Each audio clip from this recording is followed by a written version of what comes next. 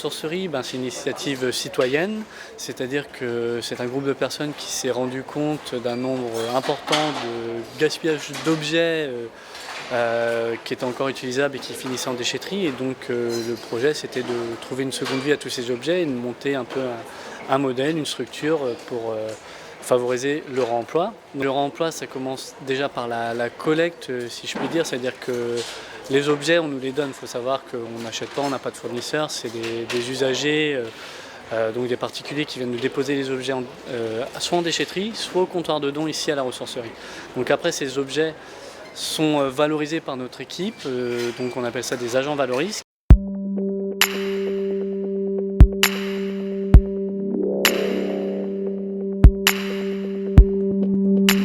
Par exemple, nous, au livre, ce qui ne va pas être gardé va partir en filière de recyclage. Sur le textile, c'est pareil. Et après, on a toujours tout ce qui va être matière plastique et tout ça. Là, par contre, c'est du déchet. Et donc, nous, notre boulot, c'est d'essayer qu'au comptoir de dons, on ait le minimum de déchets qui rentrent, enfin de déchets ultimes qui rentrent en tout cas, pour qu'on ait un maximum de choses qui soient soit valorisables, soit recyclables. L'intérêt pour nous, c'est de réduire le déchet ultime et l'enfouissement ou l'incinération de ces objets. Donc, on va essayer de développer un nombre de filières de recyclage le plus important possible. C'est-à-dire, par exemple, pour le textile, le relais, les vêtements qui sont trop abîmés, on va les donner au relais qui est notre partenaire. En collecte d'objets, donc chaque jour d'ouverture, on est sur à peu près 4,5 tonnes d'objets collectés.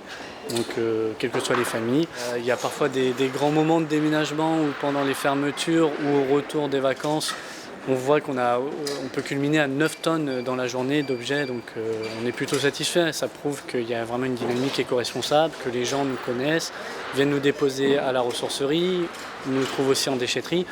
Et tout ce gisement est à traiter puisque ça s'accumule, donc les 4,5 tonnes journalières, entre guillemets, il faut être capable après de pouvoir les traiter et de les valoriser au maximum.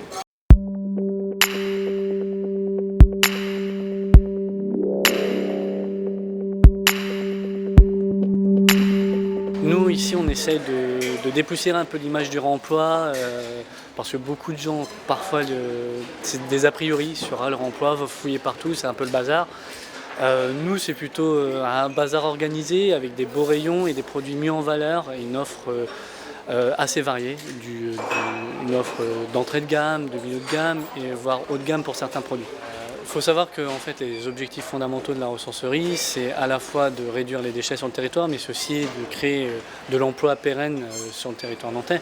Donc les achats des usagers à la ressourcerie, ça permet de financer des emplois locaux non délocalisables, ça permet de réduire les déchets sur le territoire et aussi d'avoir une empreinte positive sur l'environnement. Et cette dynamique éco-responsable, elle parle de plus en plus à de nombreuses personnes.